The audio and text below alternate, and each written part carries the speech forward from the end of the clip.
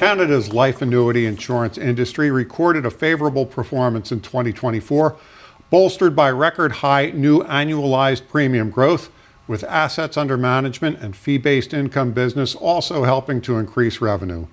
That according to a new AM Best report. The report is being issued ahead of an insurance market briefing that AM Best will host in Toronto on October 30th. I'm John Weber for AM Best TV.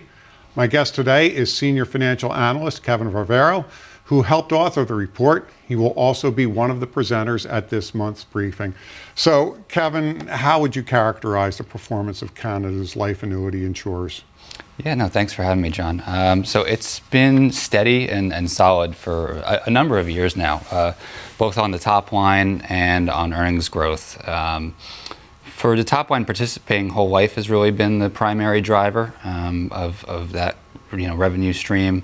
And companies have been focusing more on core earnings and less intensive capital products, and also CSM growth, fee, as you mentioned, fee income growth have all been drivers of those earnings.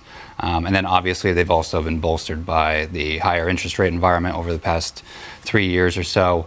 And then obviously the equity market has also been on a tear these past two plus years now. So that's all come through in their earnings.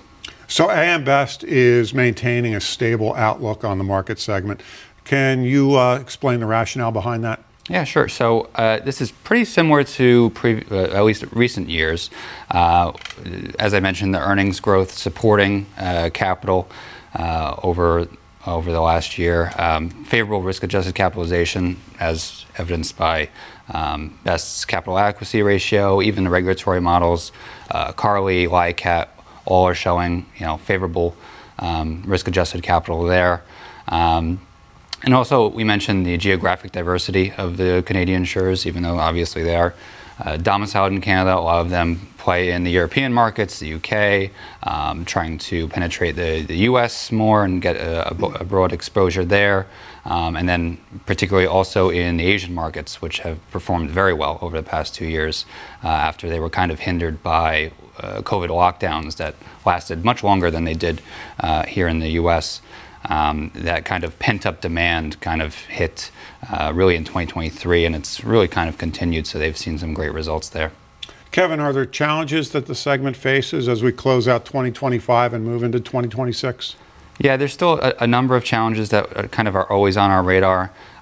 We mentioned in the report the coverage gap, kind of penetrating the middle market, and companies have been trying to do that for a number of years now, but to limited success in some instances. And so it's really more of an opportunity, but if one company does break through, then the others might have to play catch up, and that will become a risk for them. Obviously, macroeconomic factors, geopolitical. We saw rate cuts for the past year and a half from the Bank of Canada, from down to 250 basis points from a high of 5 roughly a year and a half ago. If that continues, that could cause some strain or compression in spreads. And then obviously, just as we mentioned, geopolitical tensions and the trade tariff issues that are ongoing. And then we also are looking at private credit and alternative investments, kind of a bigger topic, at least of discussion in the US currently. Canada has kind of followed suit, not to the level that we've seen here in the US yet, but it remains on our radar. But that being said, all of those potential issues, we feel that the industry is pretty well capitalized, along with really strong ERM, enterprise risk management, to handle those kind of disruptions in the future. Kevin, have a great market briefing in Toronto, and thank you for joining us today. Thanks for having me. Thanks. That was senior financial analyst Kevin Varvaro. You can find the full report online at ambest.com. For AM Best TV, I'm John Weber.